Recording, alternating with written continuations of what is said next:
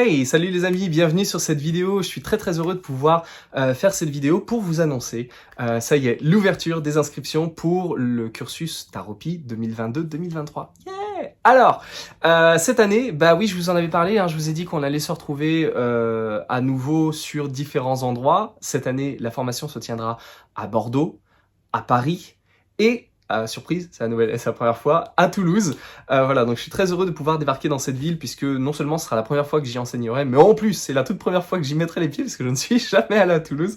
Donc très grande joie de pouvoir y aller. Et alors la formation Taropi, je voulais vous en parler un petit peu pour vous donner quelques détails sur le mode de fonctionnement. Alors, cette formation, déjà premièrement, est ouverte évidemment à tous. Dès l'instant où vous êtes en bonne condition physique, psychique, émotionnelle, il n'y a pas de problème, vous pouvez bien entendu y participer. Vous n'avez absolument pas besoin de connaître le tarot, ni d'être ou professionnel, ou amateur, ou d'être voyant, ou d'être coach, ou d'être thérapeute. Si vous avez ça, c'est très bien, ce sont des casquettes supplémentaires, ça va nous servir.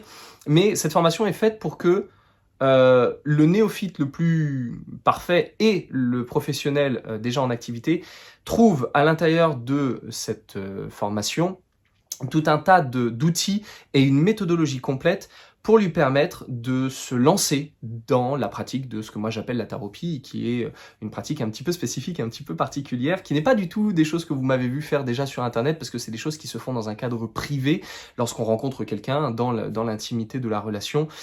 Qu'est-ce qui se passe lorsque on a quelqu'un qui vient avec des questions, qui a quelque part une forme de détresse, même si ça peut partir uniquement sur une base de pure curiosité. Je suis pas tout à fait sûr que quelqu'un puisse dépenser 70, 80, 100 euros juste par pure curiosité parce qu'il s'ennuie, qu'il a rien de mieux à faire de sa vie. Donc on part toujours sur une idée d'un moment donné, il y a une détresse. Donc comment on peut faire dans l'intimité de cette détresse pour lui donner des outils qui vont l'aider à avancer, à comprendre, à savoir où il est, à savoir d'où il vient, à savoir où il va. Donc tout ça, j'en parle sur le site internet. Vous allez pouvoir retrouver toutes les informations sur le lien qui se trouvera au-dessus ou en dessous, je ne sais pas, en fonction de l'endroit où vous verrez cette vidéo, selon que vous serez sur Facebook ou sur YouTube. Cette formation, je vais faire en sorte que elle puisse se faire intégralement en direct. Je sais que j'avais énoncé la possibilité de faire des stages à distance et en fait je me rends compte que il va nous manquer forcément des éléments si je fais des choses à distance. Donc j'ai vraiment pris le parti de faire tout en direct, donc ça va être un gros boulot parce que j'ai déjà fait une formation à un endroit, à 2 endroits en même temps, mais à 3 endroits en même temps. J'ai pas encore fait, ça va être une grande première. Vas-y Kevin, crache sur la caméra, on ne dira rien. Et c'est vrai que là, pour le coup, ça va être hyper intéressant pour moi de vous proposer cette formation parce que c'est la première fois que je vais proposer à des anciens élèves de venir, de participer et de m'assister pour apprendre en réalité tout le programme. Alors, c'est un programme qu'ils ont déjà suivi, mais qu'ils ont suivi en tant que taropeute ou praticien en taropie en devenir, et non pas en tant que formateur en devenir. Et moi, comme mon objectif, c'est effectivement d'ici l'année prochaine, d'ici l'été 2023, de pouvoir partir, il faut bien que je forme les personnes qui prendront la relève. Donc voilà, donc je suis très heureux de pouvoir proposer à des anciens de venir et de m'assister dans cet apprentissage. L'idée derrière tout ça, c'est de pouvoir vous proposer une méthode qui va vous donner les informations à la fois sur l'outil que vous utilisez, sur sa provenance, sur son histoire, sur son mode de fonctionnement, mais également sur l'individu que l'on rencontre quand nous sommes en relation, quand nous sommes en consultation, mais aussi sur vous-même. C'est-à-dire qu'on travaille toujours sur 3 axes. Nous, l'autre et au milieu, l'outil. Et comment on fait pour que cette interaction entre les 3 se produise le mieux possible et que à la fin de la séance, nous ayons toutes les réponses, en tout cas que la personne ait toutes les réponses et tous les outils pour qu'elle puisse intervenir sur sa propre situation. Pour répondre très rapidement, cette formation n'est pas une formation de voyant. Cette formation n'est pas non plus une formation de coach et ça n'est pas non plus une formation de thérapeute. C'est un mélange entre les 3 et en même temps un peu autre chose à la fois. C'est-à-dire qu'on va travailler avec la voyance, les gens aiment savoir où ils vont, donc on va travailler avec la voyance. Mais on va travailler également, donc ça c'est le futur, mais on va travailler également avec le présent. Qu'est-ce qui se passe ici et maintenant? Et là on est dans du coaching, et on va travailler un peu sur le passé également. Sur le passé, c'est pas forcément le passé de notre histoire, ça peut être le passé de notre histoire, mais ça peut être aussi le passé des causes qui ont engendré des conséquences actuelles et qui vont provoquer d'autres causes plus tard à venir. Et là, dans le domaine du passé, on est dans un domaine qui est thérapeutique. Mais Évidemment, aucun des praticiens que j'ai pu former jusqu'à présent ne peut et ne doit s'enorgueillir d'être uniquement thérapeute ou voyant ou coach, puisqu'on est dans un mélange des trois, et je tiens à être très très ferme là-dessus. Par contre, au sortir de cette formation, nous ne sommes pas des thérapeutes. Le terme thérapeute est quelque chose qui est codifié par la législation de notre pays, du pays dans lequel vous vivrez. Donc évidemment, nous ne sommes pas des thérapeutes, mais par contre, nous faisons un accompagnement qui est de type thérapeutique. Et il est très important pour moi également de bien souligner le fait que le tarot n'est pas thérapeutique. Le tarot n'est pas thérapeutique, il n'a jamais été thérapeutique, c'est-à-dire que ça n'est pas un médicament, ok. Vous prenez pas une carte, vous avez pas une carte et soudainement ça va mieux, vous voyez, votre migraine disparaît, c'est pas comme ça que ça fonctionne. Donc on est sur un processus qui est un processus d'accompagnement, de relation aide et qui peut avoir des vertus thérapeutiques et par lequel on passe par un vecteur, et ce vecteur, c'est le tarot. Mais en réalité, au cours de cette formation, on constate que le processus thérapeutique qui se met en place est intrinsèque à l'individu et vient de lui-même, de son propre cheminement, de son propre processus de compréhension et de pensée, et on ne peut pas, exactement comme on ne peut pas prendre un lance-pierre et puis dire « Oh, la bouche !» et tac, on balance un Doliprane au fond du gosier de la personne qui est en souffrance. On ne peut pas obliger la personne à prendre les solutions qu'on va donner, mais on peut en tout cas être libre de lui présenter, et il aura alors l'envie ou pas d'en faire usage. Cette formation, donc je le dis, évidemment est accessible à tout le monde, il n'y a aucun problème là-dessus, mais j'ai un prérequis quand même. J'aimerais que les personnes qui viennent à cette formation fassent cette formation dans le désir, dans l'envie d'en faire une véritable activité, c'est-à-dire qu'il y ait derrière une pensée qui soit une pensée professionnelle, qui soit une pensée active, qui soit une pensée de « j'ai envie de travailler avec ça, j'ai envie d'en faire un bout de ma vie, peut-être pas toute ma vie, mais au moins un bout de ma vie. J'ai envie de pouvoir gagner ma vie avec ça aussi, j'ai envie de pouvoir avoir des clients. » C'est très important pour moi déjà premièrement parce que c'est un investissement de temps pour vous, c'est un investissement de temps et d'argent, parce que c'est aussi une formation qui est assez onéreuse, on est quand même sur 20 jours de formation, donc c'est pas non plus, ça coûte pas un paquet de Haribo, vous voyez. Donc déjà de base, il faut pas que vous soyez dans l'idée de juste moi je viens ici parce que mon club de Scrabble a fermé, vous voyez, il y a déjà une volonté derrière. Et ensuite c'est parce que moi je vais être un peu exigeant également, voire beaucoup même. Je vais être exigeant avec vous, je vais attendre de vous que vous travailliez, que vous appreniez, que vous mettiez en pratique ce que l'on va faire, et évidemment derrière tout ça que vous puissiez rencontrer des gens, c'est-à-dire soit des cobayes, des amis, des personnes qui vont vous mettre à l'épreuve, ou vraiment des clients pour travailler. Et c'est très important de comprendre également que pendant la formation, on n'est pas dans une formation qui est théorique. Il y a de la théorie, en règle générale j'essaye de faire moitié-moitié, 50% de théorie, 50% de pratique. Mais le principe c'est que je vous donne un outil, on l'expérimente entre nous, c'est-à-dire vous, les apprenants et moi en supervision, où je vous montre également comment ça marche, parce que je me mets toujours moi-même en scène pour vous montrer comment ça fonctionne dans le cadre d'une consultation. Mais également l'idée de, pendant la formation, on fait venir des cobayes, des gens qui viennent de l'extérieur et qui vont jouer le rôle de consultants, c'est-à-dire ils ont des vraies questions, ils ont vraiment des interrogations à vous poser, et vous allez vous mettre dans un contexte de consultation, sauf que vous allez passer one-to-one, vous voyez, et les autres vont être autour et vont regarder et vont prendre des notes. Donc c'est très interactif. Donc si vous vous dites « Non, moi je fais juste ça pour m'amuser », vous n'êtes pas au bon endroit. Regardez des vidéos, lisez des bouquins, mais ne venez pas à ma formation parce que vous allez avoir la sensation de perdre du temps et de l'argent et que ça ne va pas répondre. Et moi, je ne vais pas obtenir non plus ce que j'attends de vous, qui est un véritable investissement. Donc il faut bien comprendre que déjà c'est un processus un peu... faut y aller, faut en vouloir. Les 10 séminaires. Alors comment ça se passe? Aucun n'est optionnel. D'accord, c'est-à-dire on la suit du début à la fin. Si jamais vous êtes absent à un séminaire pour X ou Y raison, si vous pouvez anticiper sur les autres dates, puisqu'on sera sur 3 lieux à la fois, si vous savez qu'à tel séminaire vous ne pouvez pas être là, vous ne pourrez pas être là, dans ce cas-là, faites en sorte d'être présent à ce même séminaire, mais dans une des autres villes. Si vous n'êtes pas là, par exemple pour le séminaire le séminaire 4 à Paris, prévoyez d'être là pour le séminaire 4 à Bordeaux ou à Toulouse. Alors en sachant que le rythme est toujours le même, c'est toujours une semaine après l'autre, c'est-à-dire on commence toujours par Bordeaux, un week-end c'est Bordeaux, le week-end d'après Paris, le week-end d'après Toulouse. Il y a une exception à ça, c'est pour le lundi de Pâques. J'ai libéré le lundi de Pâques parce que je sais que beaucoup de personnes aiment bien partir en vacances. Donc il y aura le week-end Bordeaux. Le week-end suivant, il n'y aura rien. Il y aura vraiment le moment de libre où vous pourrez partir en week-end. Et ensuite, on réattaquera sur Paris, puis Toulouse. Je vous fais un petit brief sur les 10 séminaires parce que peut-être ça peut vous interpeller, vous parler. Le premier séminaire 1, c'est consacré à la structure du jeu, l'histoire du tarot, quelle est sa provenance, quelles sont ses sources historiques, culturelles, symboliques, traditionnelles, voilà, d'où viennent les inspirations du tarot. Vous allez voir qu'il ne sort absolument pas de nulle part, mais qui vient bien de certains endroits. C'est juste que on ne sait pas à quel endroit est né spécifiquement le premier tarot, et on ne sait pas à quoi il ressemble. On a des tarots très anciens, on sait quel est le premier, le plus ancien qu'on ait récupéré, mais on ne sait pas du tout si c'est vraiment le premier. Donc on en parlera de tout ça. On parlera évidemment beaucoup de linguistique. On parlera du mot tarot, on parlera de la structure du jeu, à quoi ressemble un tarot. Vous comprendrez pourquoi je m'énerve autant quand un jeu qui est en réalité un oracle se fait appeler tarot alors que ça n'est pas un tarot. Voilà, vous allez voir la structure du jeu. Et ensuite, toujours sur ce séminaire, l'idée, ça va être d'aborder les cartes. Alors, on va travailler uniquement sur les arcanes majeures pour commencer. Il y a un stage spécifique aux arcanes mineures.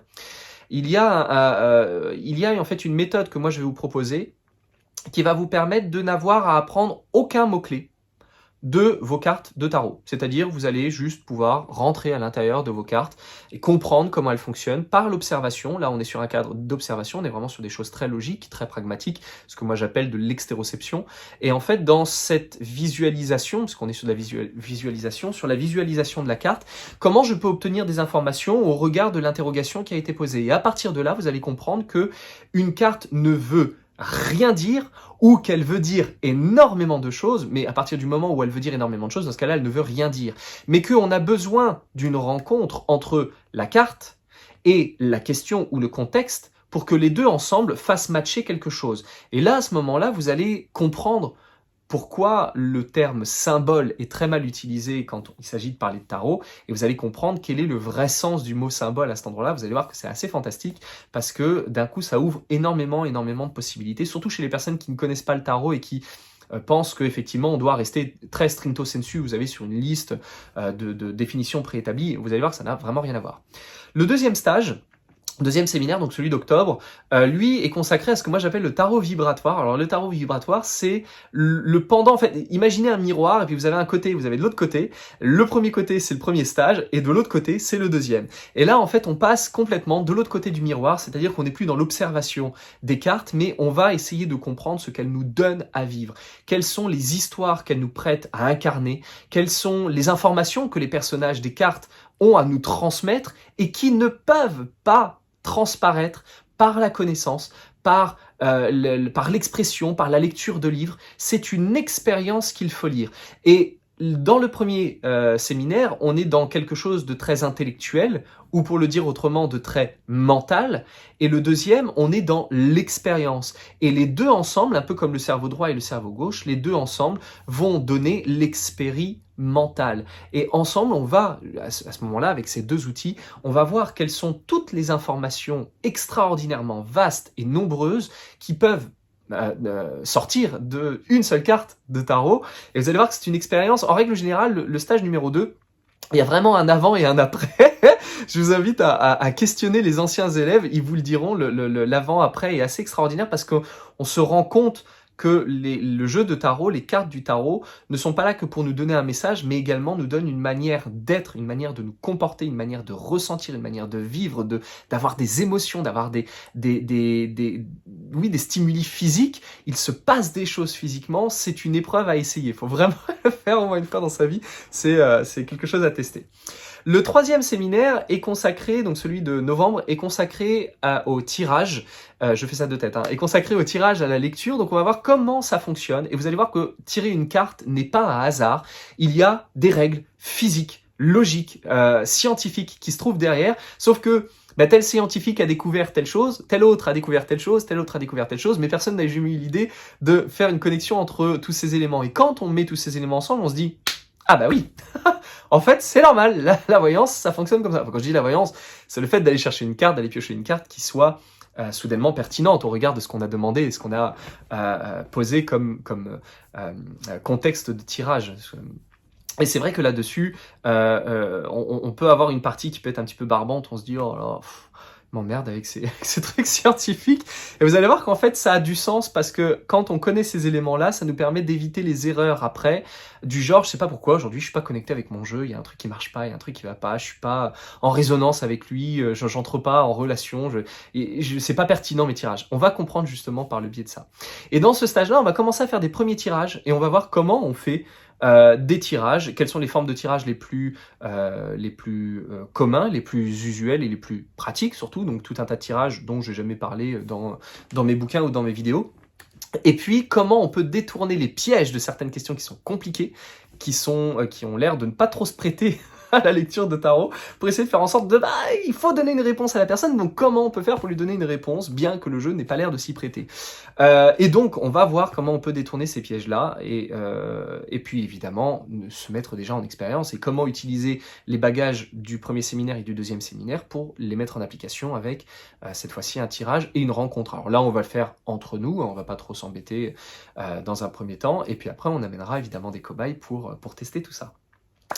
Le quatrième séminaire, celui de décembre, oui, septembre, octobre, novembre, oui c'est ça, décembre. Alors lui, j'avais vraiment hésité à le faire à distance parce que c'est celui où on a le moins besoin effectivement d'être en direct.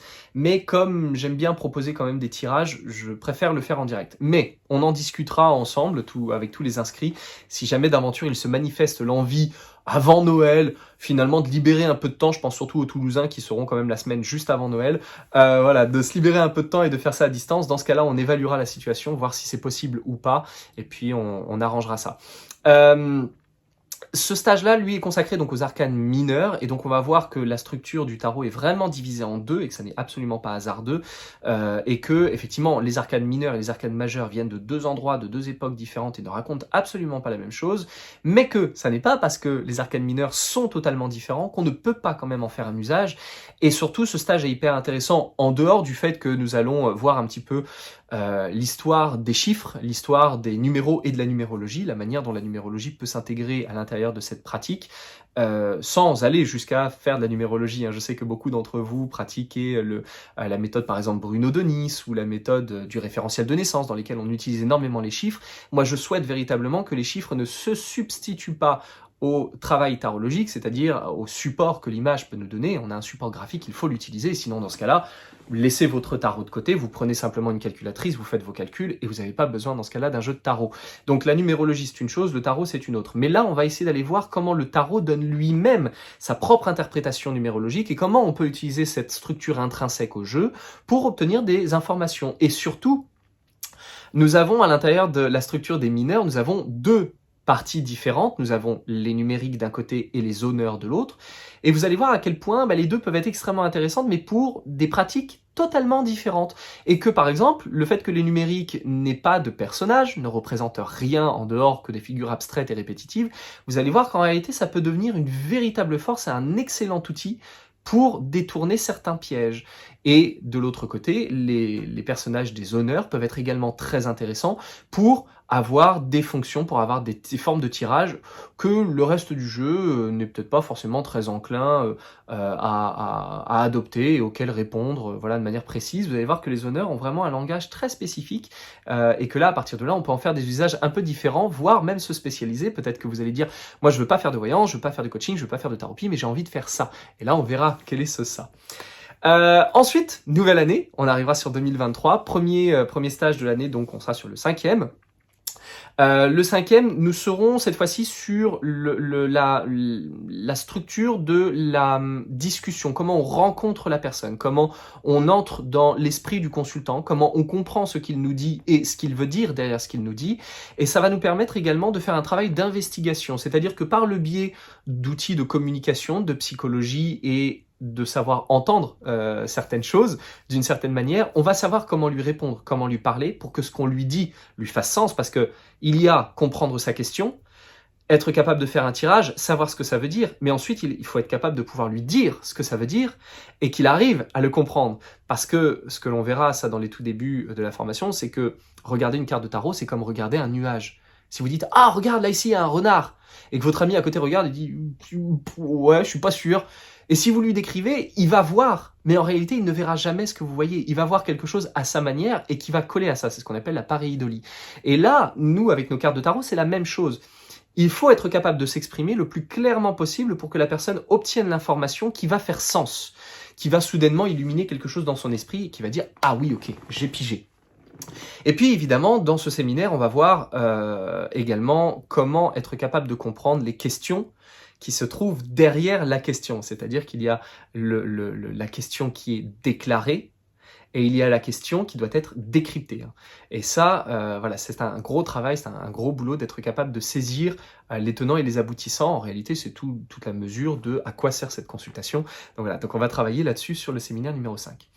Le séminaire numéro 6, exactement comme le premier était un peu le miroir du deuxième, le 6 est un peu le miroir du cinquième.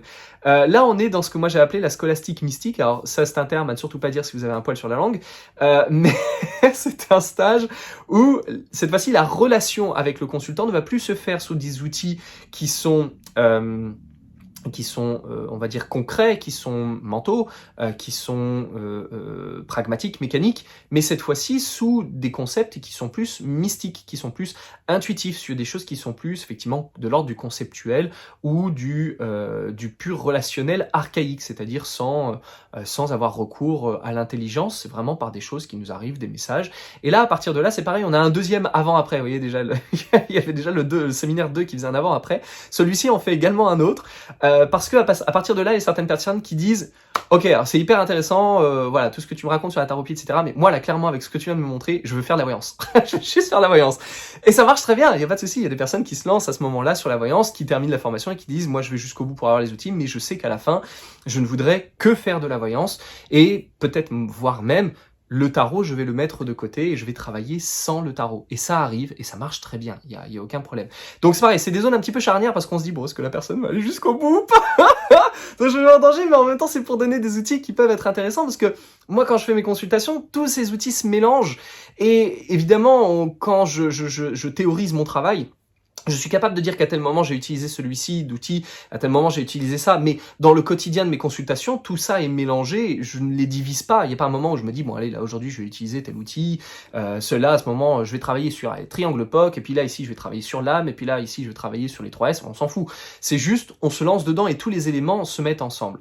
Et donc là, à cet endroit-là, la scolastique mystique, où on va voir justement des informations qui peuvent transiter par nous, par un biais totalement intuitif, on verra d'ailleurs ce que veut dire réellement intuition également, vont nous donner des informations qui ne sont pas de l'ordre du disciple, mais qui vont pouvoir nous donner des données justement dont on peut avoir besoin pour savoir comment communiquer, pour savoir quelles questions poser, pour savoir quelle forme de tirage faire, pour essayer d'obtenir effectivement des informations un petit peu plus pertinentes.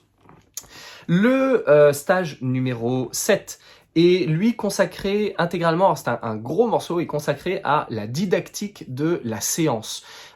Comment nous faisons une séance du début, c'est-à-dire au moment où la personne n'est même pas encore arrivée, puisqu'il se passe déjà des choses, à la fin, c'est-à-dire quand la personne est partie, il se passe des choses avant son arrivée, après son départ, et pendant, comment je structure ma consultation, et tout est codifié. C'est-à-dire vous avez une étape pour tout. C'est-à-dire si vous dites « Oh mon Dieu, il m'a donné des outils, je sais absolument pas comment je vais pouvoir faire avec ma consultation parce que je sais pas par quoi démarrer, je sais pas que dire en premier », vous allez voir que vous allez obtenir une feuille de route du début jusqu'à la fin, tout va être codifié et vous n'aurez plus aucune zone d'ombre à la fin de ce séminaire-là. Ensuite, on arrive au séminaire 8 qui lui aussi est une troisième claque puisque c'est le stage, c'est le séminaire consacré à la taropie telle que moi je l'ai conçu à la base, puisqu'à la base la taropie, je l'avais intégrée dans un processus qui était le processus que j'appelais la tarologie humaniste, et en réalité, comme je vois aujourd'hui la manière dont les gens fonctionnent avec la tarologie humaniste, c'est-à-dire ceux qui se disent tarologues humanistes, ça n'est pas du tout en cohérence avec ce que moi j'avais envie de proposer, et j'avais peur d'être amalgamé avec des pratiques qui n'étaient pas la mienne. Donc c'est pour ça que j'ai appelé ça taropie, mais il y a un stage spécifique à la taropie qui est le stage numéro 8, et dans lequel on entre vraiment de plein pied dans les outils d'accompagnement thérapeutique, et comment on peut utiliser le tarot comme un outil à la fois pragmatique et en même temps représentatif, idéologique ou symbolique, j'aime pas le terme, mais voilà, on va prendre ça, pour aller dans une nouvelle dimension de la communication et de la prise de conscience du client, qui ne peut pas passer par le biais de l'intellect, mais qui a besoin de passer par une expérience, qui est une expérience de type symbolique, qui est une expérience qu'il doit vivre pour que soudainement une zone à l'intérieur de son esprit, à l'intérieur de sa compréhension s'ouvre, et c'est une compréhension qui allume un petit peu, vous savez, la loupiote au-dessus de la tête, et ça, on ne peut pas l'allumer de force. C'est-à-dire que vous pouvez lui dire ce que vous voulez à votre client. S'il y a un blocage, s'il y a quelque chose qui ne veut pas, vous ne pourrez pas. Par contre, avec ce stage numéro 8, on va le mettre dans une situation qui est totalement différente, c'est-à-dire qu'on va inverser les rôles. Il va prendre une position dans laquelle il va donner du sens lui-même à ce qu'il est en train de vivre et à l'expérience qu'il vit avec nous, ici et maintenant, à cet instant T, avec cette question, face à ce tirage et devant ces cartes. Et en règle générale, c'est une période assez, enfin ce séminaire-là est assez perturbant parce que déjà tous les éléments qu'on a vus avant soudainement viennent de s'emboîter ensemble. Alors qu'avant, on se disait, bon, il y a plein d'outils, il y a plein de trucs, je suis pas trop sûr de savoir où on va. Dans le séminaire 7, on voit toute la structure, on se dit, ah oui, d'accord, ça va là, ça va là, ça va là, mais j'ai encore l'impression qu'il manque un truc. Et le séminaire 8, c'est vraiment le dernier élément qui, voilà, tac, s'emboîte, et à ce moment-là, tout est comblé, tout est parfait, et à partir de là, on peut effectivement se dire, bon, on a tous les outils qu'il faut et on peut enfin se lancer. Mais c'est aussi perturbant généralement pour les personnes qui viennent nous voir et qu'on prend en tant que cobaye parce qu'ils repartent avec un peu la sensation d'avoir pris une claque. Une bonne claque, mais une claque quand même. Parce que pour eux, ils étaient dans l'idée de venir et de poser une question en se demandant est-ce que mon mari va quitter sa secrétaire? Est-ce que ma belle-sœur va enfin me foutre la paix? Est-ce que je vais obtenir cette promotion que j'attends autant? Et en fait, ils viennent avec une espèce de légèreté et ils repartent en réalité avec un bagage qui va les suivre pendant pas mal de temps. Et c'est pas rare qu'en fait, en quittant, les personnes pleurent parce qu'il y a une charge, qui se libère, qui est une charge émotionnelle. Et si on n'est pas prêt avant par les différents outils qu'on a vus, sur lesquels on aura travaillé, qui sont des outils d'accompagnement, de communication, de psychologie, bah, quand on arrive à ce stade-là et qui se produit comme une espèce de catharsis, bah là, on va, nous aussi, être un peu démunis face à la personne parce qu'on va pas savoir comment gérer ça. Donc, tout ce qui se sera passé avant peut être un peu frustrant parce qu'on se dit, je sais pas vraiment où je suis en train d'aller, et je peux l'entendre parce que je l'ai déjà entendu plusieurs fois. Mais Kevin, où est-ce que ça va ce truc? Attends, patiente, fais confiance parce que tu vas voir, ça va se mettre en place. Et quand on arrive à la fin, on dit ah bah ouais, effectivement, là maintenant, ça a vraiment du sens tout ça. Et tout va s'emboîter à cet endroit-là. Le séminaire numéro 9, celui du mois de mai, est un séminaire qui est un peu à part. C'est pareil, celui-ci, je peux le proposer également à distance, donc on verra à ce moment-là si ça vous intéresse de le faire à distance ou pas. C'est un séminaire qui est consacré à la santé du praticien, c'est-à-dire cette fois-ci, on se coupe complètement de l'outil et on se coupe complètement du reste. On va ne travailler que sur nous, exclusivement sur nous, c'est-à-dire comment prendre soin de nous, comment prendre soin de notre santé, comment prendre soin de nos émotions, de notre psychisme, de notre corps, comment on se situe aussi par rapport à notre pratique, quel genre de praticien avons-nous envie d'être, et puis, évidemment, avec ça, comment je peux faire maintenant pour m'installer? Comment je me fais de la pub? Quel est le statut professionnel dans lequel je peux rentrer? Quel est le matériel dont j'ai besoin pour pouvoir faire mon travail au quotidien? Donc tous ces éléments-là vont arriver dans le 9e.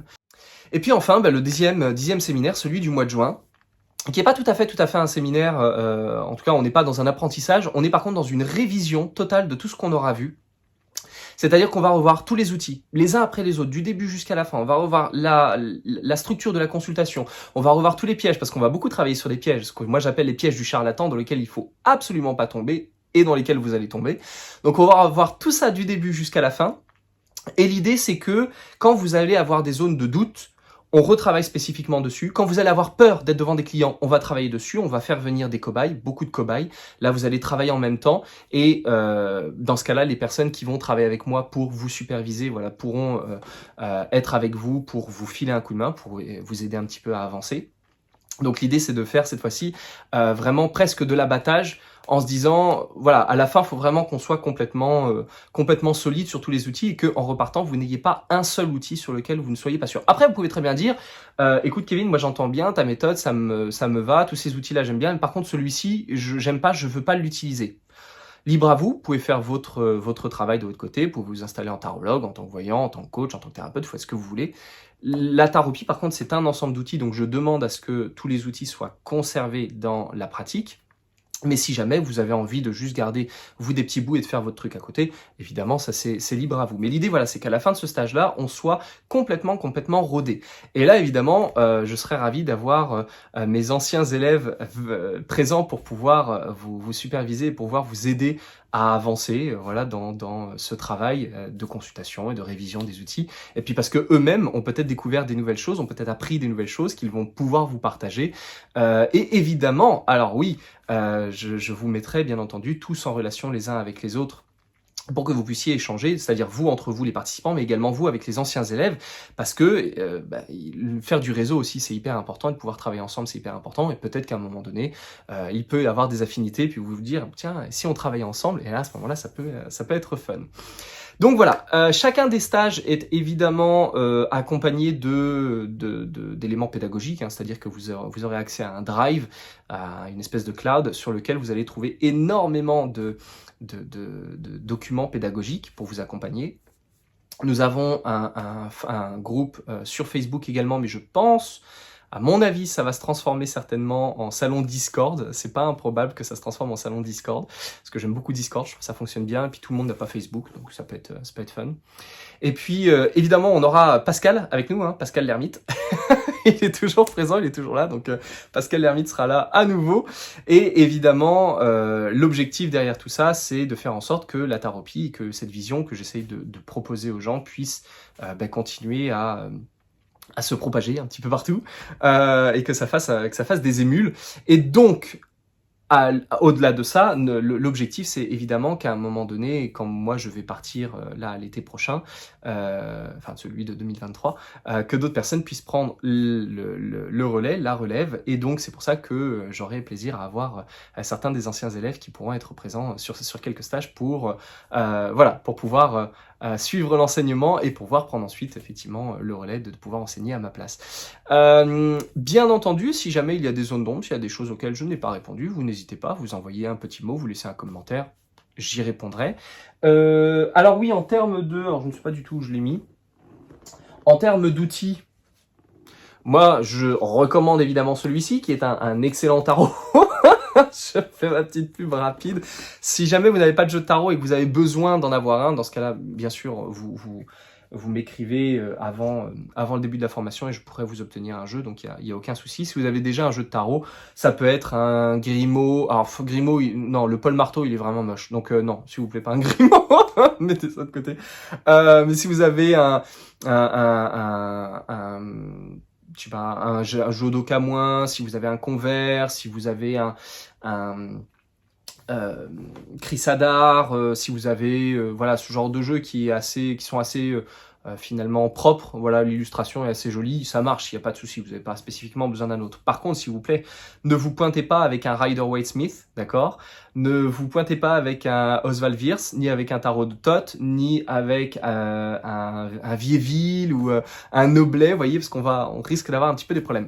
Après, c'est quand même intéressant de voir, et ça on va le travailler, comment la méthode que je vous propose peut être couplée à d'autres outils. Comment on peut utiliser d'autres outils. Alors pour l'instant, ce ne sera pas dans les débuts, mais je vous en parlerai, je vous dirai les stages. Spécifiquement, ce sera au niveau du stage 7. Si vous avez un outil spécifique que vous aimez, un oracle, un jeu de cartes, autre, dans ce cas-là, vous pourrez venir avec parce qu'il nous servira. Ça a une utilité. Ça a une utilité d'avoir d'autres jeux, évidemment. Et puis moi, je vous proposerai en plus de ça un autre jeu que j'ai créé et qui est très spécifiquement adapté à la taropie. Le tarot l'est aussi, mais les deux vont très très bien se compléter. Je vous en parlerai durant la formation.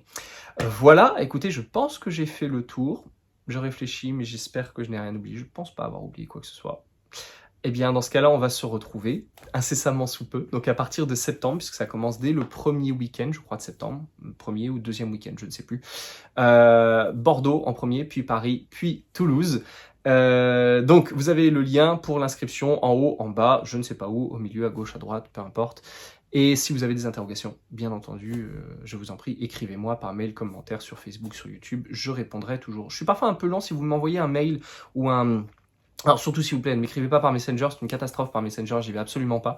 Je reçois des spams à n'en plus pouvoir, donc j'y fous pas les pieds, c'est insupportable.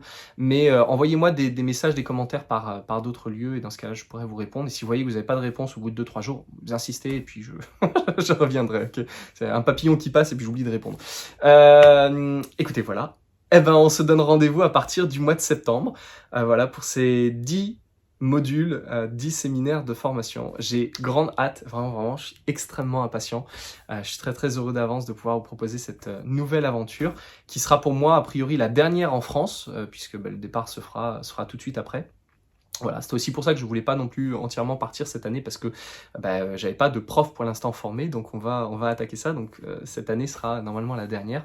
Donc allez-y, ça sera vraiment la dernière année où vous pourrez profiter de ma présence pleine et entière. Après, je dis pas que je vais pas revenir, évidemment je vais revenir pour les autres années, mais ça sera des stages ponctuels, voilà, pour venir ici et là de temps à autre, ou alors pour aller enseigner dans des pays étrangers, mais à mon avis, c'est pas pour maintenant. Parce que si je pars là où j'ai envie de partir, je suis pas prêt de revenir tout de suite.